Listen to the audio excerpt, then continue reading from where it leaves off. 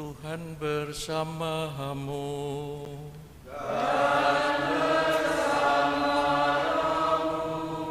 Inilah Injil Yesus Kristus menurut Lukas.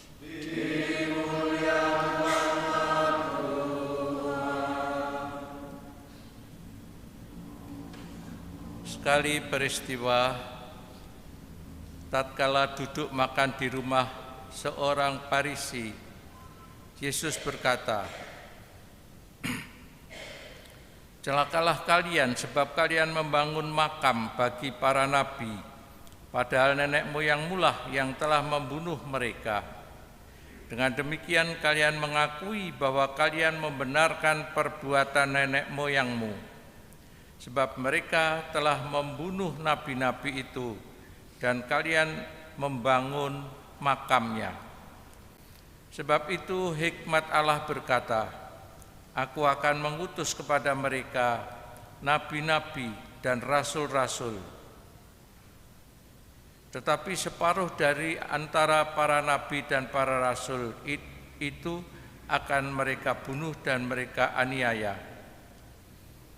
Maka dari angkatan ini akan dituntut darah semua nabi yang telah tertumpah sejak dunia dijadikan, mulai dari darah Habil sampai kepada darah Zakaria yang telah dibunuh di antara mezbah dan rumah Allah. Bahkan aku berkata kepadamu, semuanya itu akan dituntut dari angkatan ini. Celakalah kalian, hai ahli-ahli Taurat, sebab kalian telah mengambil kunci pengetahuan. Kalian sendiri tidak masuk ke dalamnya, tetapi orang yang berusaha masuk kalian halang-halangi." Dan setelah Yesus berangkat dari tempat itu, para ahli Taurat dan orang Farisi terus-menerus mengintai dan membanjirinya dengan rupa-rupa soal. Dengan itu mereka berusaha memancingnya supaya mereka dapat menangkapnya berdasarkan sesuatu yang diucapkannya. Demikianlah sabda Tuhan.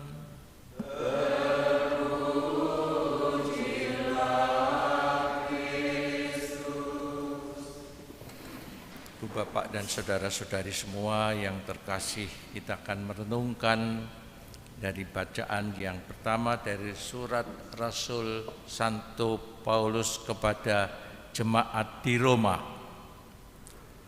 Di situ dikatakan kebenaran Allah, yaitu iman akan Yesus Kristus sendiri. Rasul Santo Paulus adalah rasul bagi banyak orang, bagi orang-orang yang bukan Yahudi. Karena itu bagi orang-orang Yahudi ada tradisi, yaitu melaksanakan hukum Taurat, dan itu juga baik. Melaksanakan hukum Taurat dan para nabi, dikatakan demikian, seperti ada di dalam Perjanjian Lama. Tetapi sekarang karena pengorbanan Yesus, karena wafat Yesus, karena kematiannya dan kebangkitannya merupakan peristiwa baru, bahwa manusia didamaikan karena wafat Yesus, didamaikan karena darahnya, dan itu bagi semua orang, bagi keselamatan bagi banyak orang, baik orang-orang Yahudi maupun juga bukan orang Yahudi. Karena itu penebusannya bersifat bagi semua orang, bukan hanya orang-orang Yahudi. tidak didasarkan atas perbuatan akan Taurat, tetapi akan hukum Taurat, tetapi akan iman akan Yesus Kristus sendiri. Karena itu tidak ada orang yang bisa bermegah, menyombongkan diri karena perbuatan-perbuatannya, tetapi karena iman akan Yesus Kristus yang telah mendamaikan dunia ini dengan darahnya. Karena itu dikatakan dalam surat Santo Paulus demikian. Jika demikian, apakah masih ada alasan untuk bermegah? Tidak ada. Berdasarkan apa? Berdasarkan perbuatan? Tidak, melainkan berdasarkan iman. Sebab kami yakin bahwa manusia dibenarkan karena iman dan bukan karena ia melakukan hukum Taurat.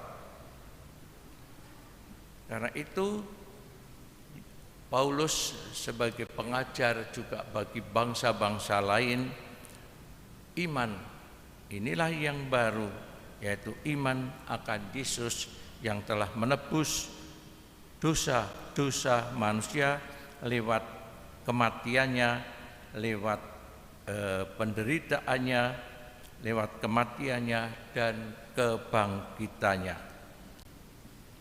Karena itu semua orang yang beriman kepada kenyataan itu hidup di dalam karunia Allah sendiri.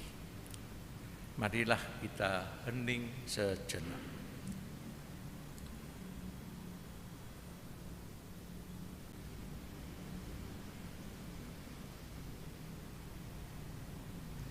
Kemudian kepada Bapa dan Putra dan Roh Kudus.